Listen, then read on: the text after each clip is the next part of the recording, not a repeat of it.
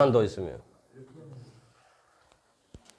यह जो संतत है कैलकुलस का एक भाग है और परीक्षा में जो कैलकुलस पूछा जाता है वो पूछा जाता है लगभग 60 से 70 नंबर का। पहले पूछा जाता था 40 से 44 नंबर का, लेकिन क्वेश्चन का संख्या जो बढ़ा दिया है तो क्वेश्चन को दुगुना कर दिया है। पहले पूछा जाता था 100 का, पूछा जाता है 200 का।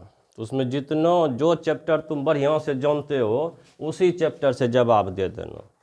और जो विद्यार्थी कैलकुलस अच्छा से पढ़ लेता है वही 100 जवाब दे के निकल सकता है परीक्षा से। और इस सवाल में कैलकुलस में खासियत है, यदि तुमको फार्मूला याद है तो बड़ा से बड़ा सवाल भी कम समय में बना दोगे। लेकिन इससे पहले जो हम डिटर्मिनेंट पढ़ा रहे थे वो हल्का जरूर है लेकिन है क्या बड़ा है, समय ज़्यादा लेता है वो। और ई पढ़ने के बाद तुमको जो है फिजिक्स में भी बहुत मदद मिलेगा। इसके बिना फिजिक्स का तुमको थ्योरी समझ में नहीं आएगा। हालांकि शुरू में केवल भाषा रहता है, लैंग्वेज रहता है, समझ में आ जाएगा। फिर जब थ्योरी आ जाएगा, मैथमेटिकल चीज़ आ जाएगा, उसमें तुमको भारी दिक्कत हो जाएगा। इसलिए इस चैप्टर पर विशेष ध्यान देना। अब देखो समझते हैं सातत्य तथा अवकलनीयता क्या है।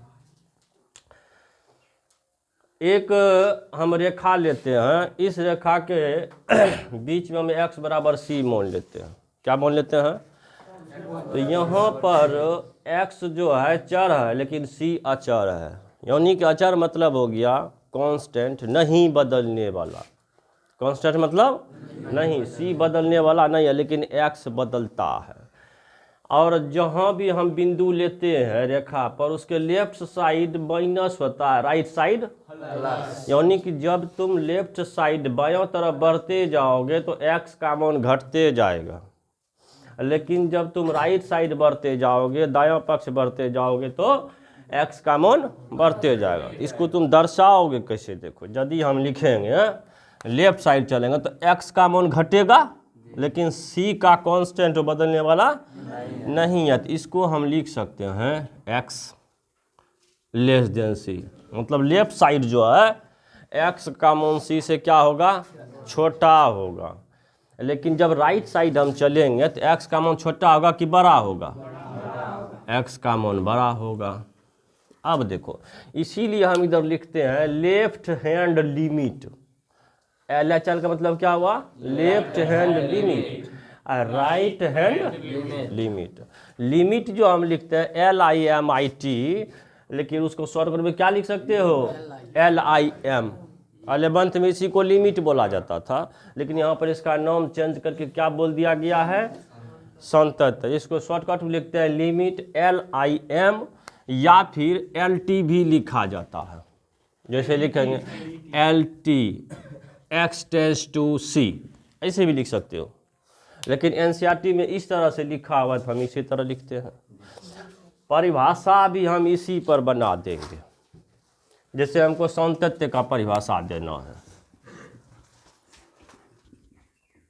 तो पहले फोटो बना लिया ये, तो सबसे पहले फोटो बना लो तब परिभाषा लिखाएंगे। ये तो समझ में आ गया। किधर लिखते हैं limit x tends to c पर माइनस, यहाँ पर माइनस का कोई वैल्यू नहीं है और यहाँ पर प्लस का भी कोई वैल्यू। यह दर्शाता है केवल यह लेफ्ट हैंड साइड में है वो राइट हैंड साइड में, इतने को दर्शाता है। जैसे मान लो हम लिखते हैं 0 पर प्लस, इसका मतलब हो गया यह एग्जैक्ट 0 नहीं है, 0 से थोड़ा सा ज़्यादा है। यह क्या है? 0 से थोड़ा सा ज़्यादा। यदि हम लिख देंगे 0 पर माइनस, इसका मतलब क्या? 0 से थोड़ा क्या है? कम है। इसका मतलब यही हो गया। तो यहाँ पर ध्यान देना है कि सातत्य का परिभाषा जो है, देखो मौना f वास्तविक संख्याओं के किसी उपसमुच्चय में परिभाषित एक वास्तविक फलन है। यह क्या है? परिभाषित मतलब हो गया जो वैल्यू हम रखते हैं उसको समीकरण को संतुष्ट करता है, कुछ ना कुछ उसका मान निकल जाता है। जो समीकरण दिया हुआ रहता है उसी को हम परिभाषित बोलते हैं। और मौना की एफ के प्रांत में सी एक बिंदु है। यह क्या है? एक प्रकार का फलन है और इसी में हम एक बिंदु लेते हैं सी लेते हैं। एक्स बराबर क्या लेते हैं? सी लेते हैं। इसमें 3 गो फार्मूला बताएंगे, टाइप 1, टाइप 2 और टाइप 3। तो यहाँ जो है ये तुम्हारा टाइप 1 में हम बांट देते हैं। तो जब एफ बिंदु सी पर संतत हो, ये जब दिया रहेगा एफ बिंदु सी पर, इसका मतलब क्या हुआ? अर्थात ये भी लिख सकते हो, अर्थात जब x बराबर सी दिया हो, बात बराबर है। इसका मतलब क्या हुआ? जब f बिंदु सी पर क्या हो? संतत हो, अर्थात जब x बराबर क्या दिया है? c दिया है, तब जो फार्मूला लगाना है ये फार्मूला लगाना है। Limit x tend to c function of x equal to function of c। ये फार्मूला तुमको, ये पहले फार्मूला हुआ, ये फार्मूला तुमको कब लगाना है? जब f बिंदु c पर संतत हो, अर्थात दिया हुआ जब x बराबर c दिया हो। जहाँ भी x का मान c दिया है समझ लेना कि वह फंक्शन जो है संतत है, वह फलन क्या है? संतत है। तो यहाँ पर limit x to c function of x बराबर क्या लिख दिए? fc। इसलिए लिख देते हैं कि x का मान क्या है? तो यहाँ जो है x जो है, x का मान c है, केवल c बैठा देना है यहाँ पर। जैसे ही x का मान c देंगे लिमिट हट जाता है। जैसे ही x का मान क्या देंगे? c देंगे, लिमिट हट जाता है। तो क्या हो जाएगा? Function of c। ई लिखने के बाद हम लिख सकते हैं, इसका जब मान निकल जाएगा तो x बराबर c पर संतत है। इसको क्या लिख सकते हैं? जब यह कंडीशन आ जाएगा तो लिखेंगे x बराबर c पर फलन क्या है? बस यही लिखना। कब? जब इसका मान निकल जाएगा। एग्जाम्पल के लिए हम एक सवाल देते हैं। यदि दिया हुआ है, मान लो फंक्शन ऑफ x बराबर x² + 1, x बराबर 1 पर संतत है, दिखाएं। यही दिया रहेगा कि fx बराबर x² + 1 दिया है, तो x बराबर 1 पर संतत, यही दिखाना है। तो करना क्या है? देखो किस, यहाँ x बराबर कितना दिया है? यहाँ पर ध्यान देना, x बराबर कितना दिया है? c दिया। और यहाँ x बराबर कितना दिया है? केवल x c के जगह पर 1 रख देना। जैसे देखो लिखेंगे लिमिट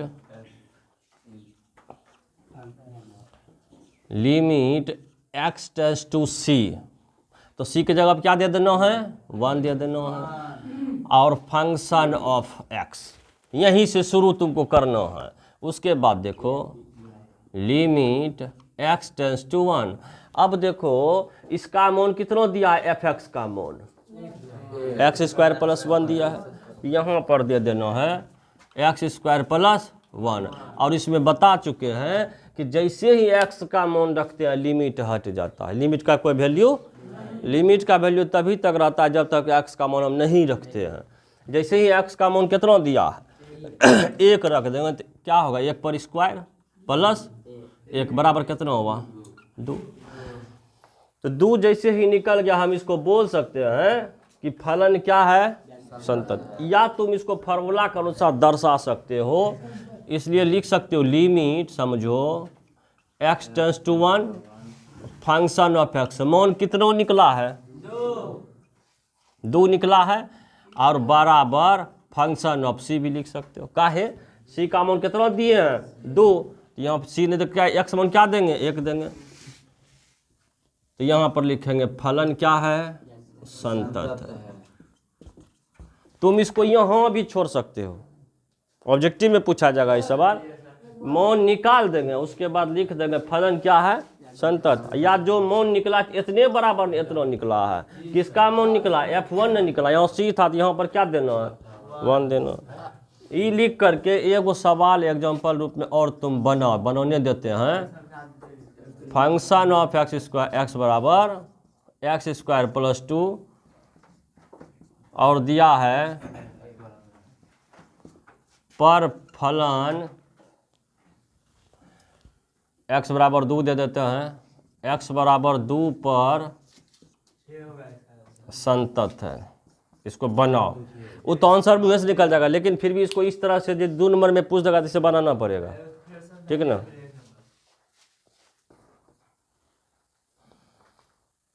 देखो इसमें क्या कर रहा है,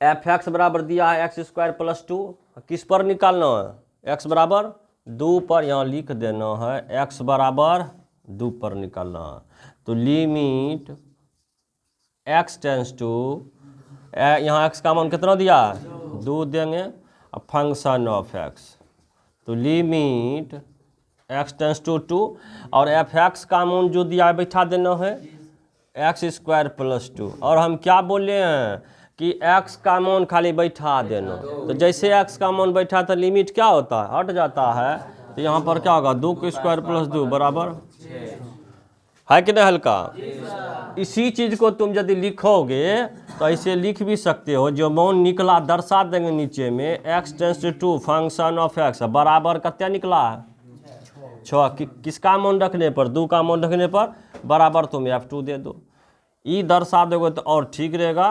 और यहाँ पर क्या लिख देंगे, फलन क्या है संतत है, बस हो गया। अब बुक का सवाल देते हैं, वो ऊ बनाओ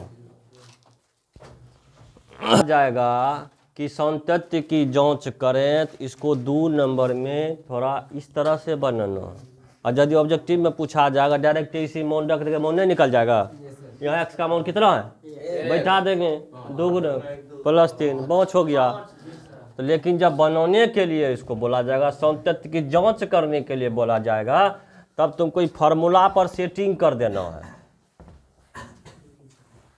जैसे देखो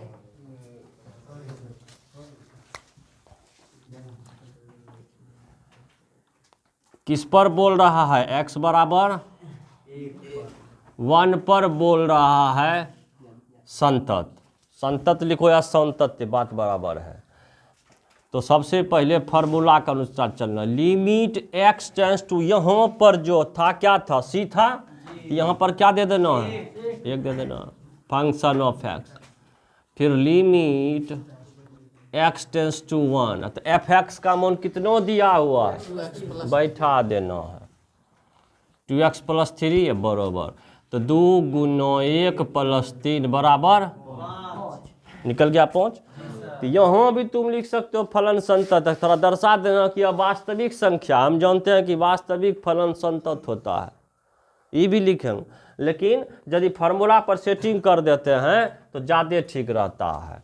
सेटिंग कैसे करेंगे, लिमिट x टेंस टू 1, इसका जो मान निकला है कितना निकला है, और उसके बाद x का मान कितना देते हैं 1 है ना, तो यहाँ पर क्या दे देना c के जगह पे 1, यहाँ पर लिखेंगे फलन जो है, फलन x बराबर 1 पर संतत, इतना को तुमको दर्शा देना। इसको लिख लो, फिर अगला सवाल देते हैं।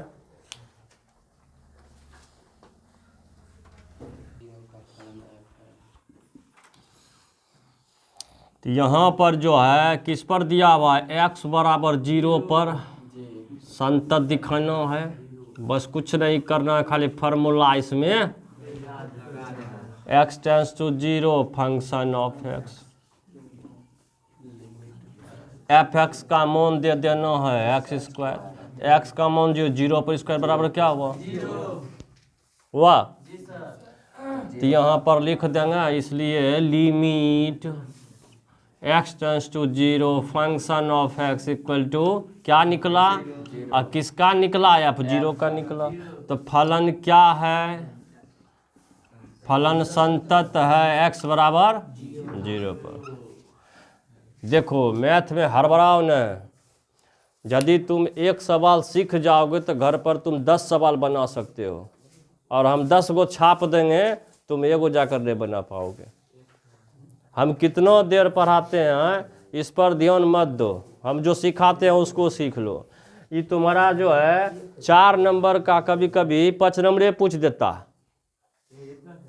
कभी 2 नंबरा पूछ देता, ऑब्जेक्टिव पूछता है, चैप्टर एक के गो यही ठो, अध्याय 5 दूसरा नहीं है, लेकिन इसी में 34 गो सवाल है। इसको बना लोगे ना बढ़िया से एनसीईआरटी का, तो तुम केसी से न आरडी शर्मा अरिहंत IIT तक का मैथ बनाओगे ना, बहुत मदद मिलेगा इसमें। तो सबसे पहले एनसीईआरटी पर ध्यान देना चाहिए विद्यार्थी को। अब जो सवाल लिखेंगे थोड़ा सा इससे टॉपिक चेंज होगा, चीज़ यही है, थोड़ा सा अंतर हो जाएगा, ध्यान देना है। जैसे देखो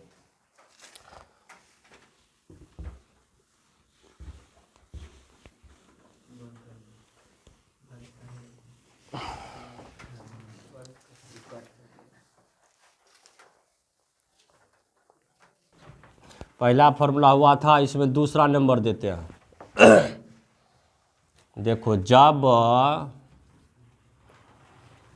लेफ्ट हैंड लिमिट बराबर राइट हैंड लिमिट बराबर फंक्शन ऑफ सी, मतलब जिस बिंदु पर निकालते हैं, चल कर दिया, जिस बिंदु पर निकालते हैं, तो मान लो सी बिंदु है, सी का मान तुमको कुछ भी दिया रहेगा, सी का मान 1 2 3 4 5 कुछ भी दिया रहेगा मान लो, तो यदि तीनों बराबर हो जाता है तब बोलते हैं फलन संतत है। क्या बोलते हैं?